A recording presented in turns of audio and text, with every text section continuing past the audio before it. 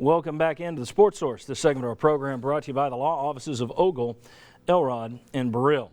When you need an attorney, don't waste time. Give the first call to Ogle, Elrod, and Burrill. Get in touch with the team that can protect you and your rights ASAP.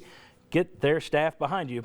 Make them your first call. Ogle, Elrod, and Burrill. Today, coming up on Overtime, I want to talk more with the panel here about the thing I threw out to Mark Pankratz about opposite sex coaching. You know, in this day and age when nothing can be covered up and when people can say anything online, are you more concerned if you're an athletic director to, I mean, that would cut off the Gino Ariemmas of the world, but do you hire women to coach women and men to coach men only? We'll discuss that in our Overtime segment. Anything else that comes up today that we might want to carry over? Any questions you might want to send us there on Twitter, you can.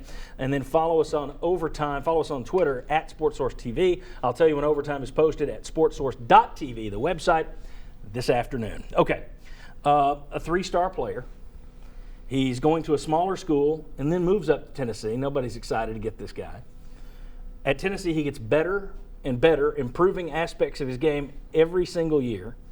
Winds up getting drafted, which no one would have thought when he was this three-star guy signing with a small school. Gets drafted, is named Rookie of the Month, and has become a human highlight reel. Talking about Josh Richardson, of course, which is a tremendous story. Someone on Twitter said that's insulting to call him a rags to riches story.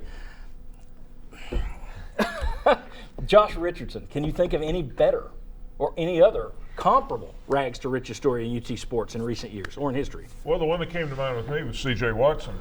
He had to go through the D-League to get in the NBA, so I think that was comparable. And lasted for quite a while. I'm trying to remember what level. Was he a three-star or four-star out of Las Vegas? Do you remember? I'm not sure. Kind of in between. He's highly anticipating getting to Tennessee, sure he was. Basketball, I struggle to think. Football, I would still take Josh. Two names that came to mind. Jacob Gilliam, who's been on here, because he went from being a walk-on to a valuable left tackle his senior year coming back from injury.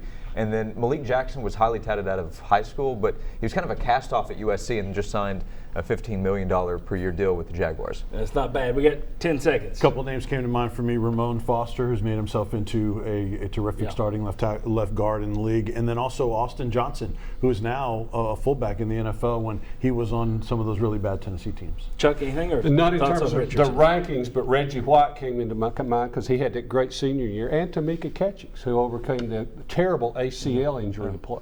I think those may all be in the same ballpark, but I don't know if I've ever seen anything. Josh's story is incredible. It is incredible. It's a fantastic story, and that's not an insult to say it's a fantastic story. We will see you next Sunday, Orange and White coverage. We don't have our graphic guy next week, which means I'll have to do them, which guarantees Tennessee will fire their lawsuit defense this week. We'll have everything next Sunday, 11 o'clock, right here on Channel 6. See you then.